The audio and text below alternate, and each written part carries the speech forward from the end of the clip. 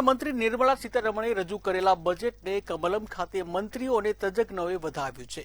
ત્યારે વડાપ્રધાનના વિકસિત ભારતના સ્વપ્નને સાકાર કરતું આ બજેટ દરેક ક્ષેત્ર માટે આશાનું કિરણ લઈને આવ્યું છે। આવો જોઈએ ખાસ અહેવાલ। કેન્દ્રના બજેટમાં યુવાનોના ભવિષ્ય અને સ્ટાર્ટઅપ ઇકોસિસ્ટમને વેગ આપવા માટે વિશેષ જોગવાઈઓ કરવામાં આવી છે। રાજ્ય કક્ષાના વન અને પર્યાવરણ મંત્રી પ્રવીણ માળીએ આ બજેટને વડાપ્રધાનના વિકસિત ભારતના વિઝનનું પ્રતિબિંબ ગણાવ્યું હતું। ગુજરાતના આર્થિક માળખાને નવી ઊંચાઈએ લઈ જવામાં આ બજેટ પાયાનો પથ્થર સાબિત થશે તેવો વિશ્વાસ મંત્રીએ વ્યક્ત કર્યો હતો। દરેક વસ્તુની અંદર આવરી લીધી છે। આઈટી સેક્ટર હોય, એઆઈ સેક્ટર હોય, દરેકને આવરીને જે રીતે રજૂ કર્યું છે એ ખાસ કરીને સેલ્ફ રિલાયન્ટ બનાવવા માટે, ઇકોનોમીને બૂસ્ટ કરવા માટે, સેલ્ફિંગ કરવા માટે ખૂબ મહત્વનું છે। સર, ગુજરાતે શું ફાયદો?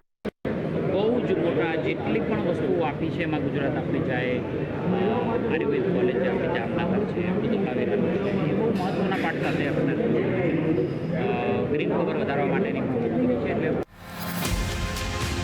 કેબિનેટ મંત્રી પટેલે બજેટને સર્વગ્રાહી અને પારદર્શક ગણાવતા જણાવ્યું કે આ માત્ર આંકડાની માયાજાળ નથી, પરંતુ 2047નો સ્પષ્ટ રોડમેપ છે। વહીવટી પ્રક્રિયાઓમાં પારદર્શિતા અને છેવાડાના માનવી સુધી સુવિધાઓ પહોંચાડવાનું લક્ષ્ય આ બજેટમાં દેખાઈ રહ્યું છે। સરકારનું વિઝન હવે ભારતને આર્થિક મહાસત્તા બનાવવા તરફ મક્કમતાથી આગળ વધી રહ્યું છે। ગુજરાતમાં નહીં પરંતુ સમગ્ર દેશમાં બજેટ ખૂબ સારી રીતે જે 2047નો રોડમેપ, જે વિઝન આદરણીય પ્રધાનમંત્રીજીએ વિકસિત દેશનું રાખ્યું છે, એના માટે ખૂબ મહત્વનું પગલું, જેને પરફોર્મિંગ બજેટ અને ટ્રાન્સફોર્મિંગ બજેટ, અને આ બજેટથી 47નો રોડમેપ જે વિકસિત રાષ્ટ્રનો નક્કી કર્યો છે। રાજ્યમંત્રી દર્શના વાઘેલાએ આ બજેટને નારી શક્તિના સન્માન સમાન ગણાવ્યું। મહિલા વિકાસ માટેની ખાસ યોજનાઓ અને ગ્રામીણ તેમજ શહેરી વિસ્તારોમાં સમાન વિકાસની તકો આ બજેટની મુખ્ય લાક્ષણિકતા છે। મહિલાઓના આર્થિક સશક્તિકરણ દ્વારા જ દેશનો સર્વાંગી વિકાસ શક્ય બનશે તેવો દાવો તેમણે આ તબક્કે મક્કમતાથી કર્યો હતો।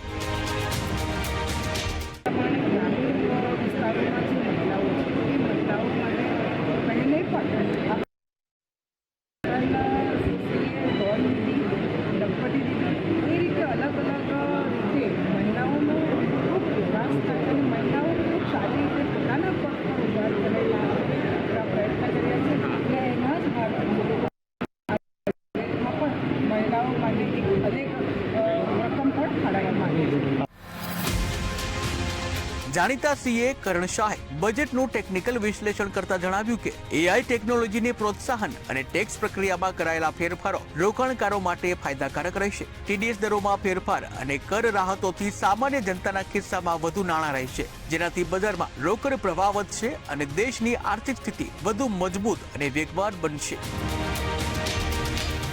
ઇન્કમ ટેક્સમાં ઘણા બધા બેનિફિટ લાવ્યા છે। જોશો તો ટેકનોલોજી, જીસીસી કંપની જે ડેટા સેન્ટરમાં ટેક્સ એક્ઝમ્પશન લાવ્યા 2047 સુધી। ટીસીએસમાં જે ઓવરસીઝ ફોરેન ટૂર્સ છે એમાં 20%થી 5% ઘટાડો લઈ આવ્યા છે। ટીડીએસમાં ઘણામાં રેટ ચેન્જ કર્યા છે। ફોરેન અસેટ ડિસ્ક્લોઝર સ્કીમ બહાર લાવ્યા છે વન ટાઈમ, જે ઘણા બધા ઇઝ ઓફ ડુઇંગ બિઝનેસ તરફના પોલિસી તરફ જઈ રહ્યા છે। પેનલ્ટી પ્રોઝિક્યુશન ઓછી કરી રહ્યું છે। એ નવું ઇન્કમ ટેક્સ એક્ટ આવી રહ્યું છે એપ્રિલ 2026થી, એના રિલેટેડ જે સરળ બનાવવામાં આવ્યું છે, કમ્પ્લાયન્સ ઓછું કરવામાં આવ્યું છે, અને રિવાઇઝ રિટર્નમાં બી તમે જોશો તો 3 મહિનાનો વધારો ટાઈમ આપ્યો છે।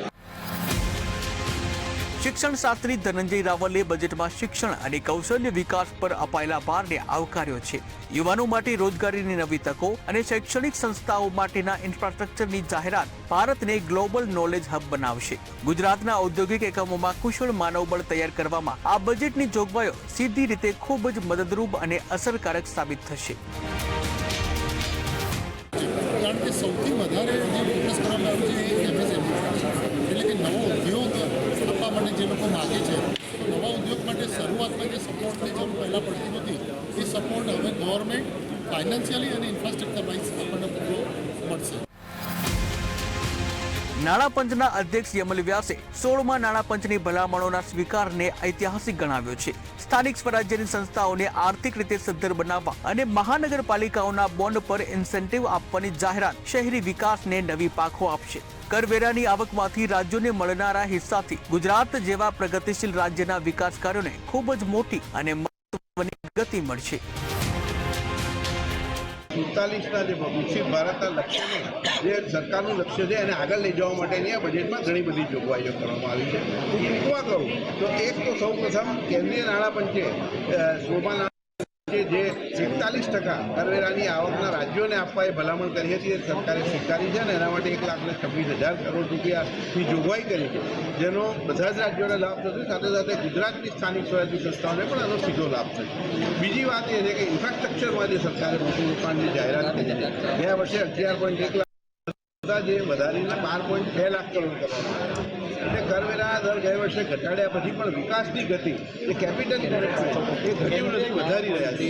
એ આપણા દેશના ભવિષ્ય માટે સારું છે. અને ત્રીજું કે આ એક રાજ્યની દેશની સારામાં સારી નાણાકીય વ્યવસ્થા પણ બતાવે છે કે જેમાં ખર્ચને કંટ્રોલ રાખી અને જે વિકાસ માટે વધારે ખર્ચ કરે, વહીવટી ખર્ચમાં ઘટાડો કરે અને દેવા ન કરે, દેવું ઓછું કરે. એના માટે જે ફિસ્કલ ડેફિસિટ છે, જે આના માટેનો એક સૂચકાંક છે, તે GDPના 4.4% આ વર્ષે રહેવાની ધારણા છે.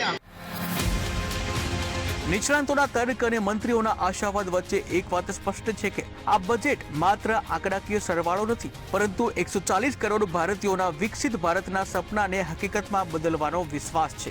હવે જોવાનું એ રહેશે કે અમલીકરણના પદ પર આ રોડમેપ દેશને કેટલી ઝડપે વૈશ્વિક શિખરો સર કરાવે છે. ઉજ્જવલ વ્યાસ, મંતવ્ય ન્યૂઝ, ગાંધીનગર.